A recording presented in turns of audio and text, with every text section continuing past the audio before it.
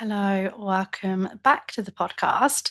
I have decided that I create so much content for other platforms, social media platforms, that it would make sense if I came on here and shared some of those posts with you a bit more. Maybe they'll be quite quick episodes, but the effort that goes into them, let's share them. So just whilst I am getting this recent post up, I just want to let you know that I am currently running a 90-minute clarity call designed for you to unlock your potential, to help you let go of old patterns, clarify your next steps, and align with your most empowered, secure self. I'm going to use my 3R process. So you're going to recognize, you're going to release, and you're going to be resetting. Great for the new year. And we will bring together your past self, your current self, and your future self to work on whatever the main challenge is that you are having right now. So go ahead and book yourself in to spend 90 minutes with me. Okay, so this post that I put up this week is for those of you that worry. I work with generalized anxiety disorder quite a lot, excessive worry. It's one of the interventions that I would say that I get quite a lot of joy from working with. And there are a few kind of insights that I feel like happen a lot in the therapy room that are often not talked about beyond that. And so people are worrying all the time, suffering with that kind of anxiety. And I just want to share some useful information if you are someone who worries often, worries about a lot of different things, feels like you can't control that worry. And that when you find yourself having a problem, it can feel really overwhelming. And as I titled this post, if you worry all the time, this is why things feel so hard. Now, this is for those of you that are watching on YouTube, I recently watched a video that said, I need to be giving eye contact to you. So I'm aware of that. However, I am going to read this post. So that's why I'm looking here. And if you're listening on the podcast, it is going to make no difference to you because you're just going to hear it. So, when a situation arises, people who struggle with worry often experience an immediate negative mindset, such as, I can't handle this, this is going to go badly, I always mess things up, this is too much for me. So, I just want to explain that. When a negative in your mind, a negative situation or a problem arises. So a problem is something where you don't know what the immediate solution is.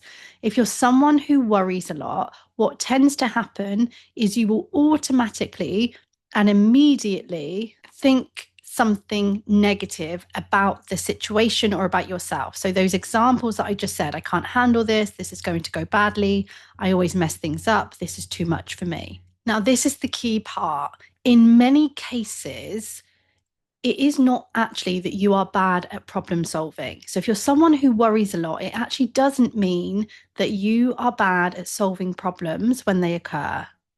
In fact, you very often do. You can probably look back and think of many times that you've coped, many times that you've come up with solutions, and many times you have got through a difficult situation.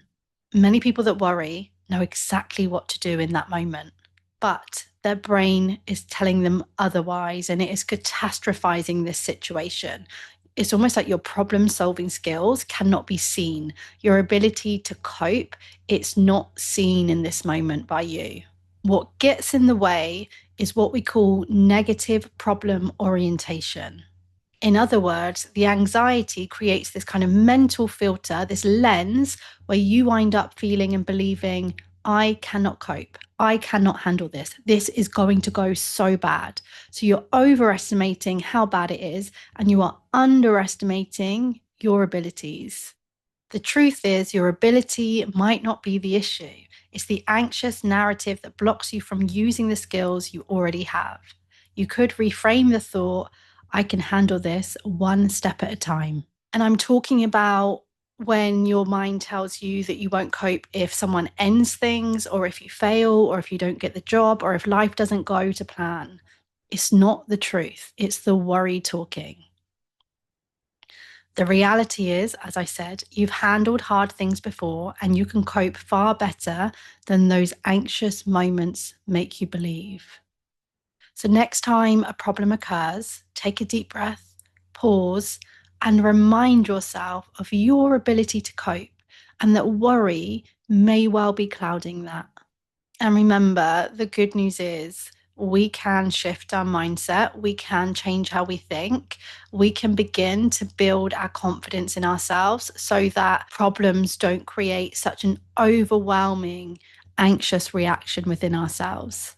I hope that you have found this useful. I would absolutely love if you are listening to this on the podcast, if you could subscribe to the podcast. If you are watching on YouTube, if you could subscribe to that channel, they're really quick, simple buttons. And it means that I can reach the people that need this podcast. Do check out the description if you want to get to know me more. And I will be back here again very soon.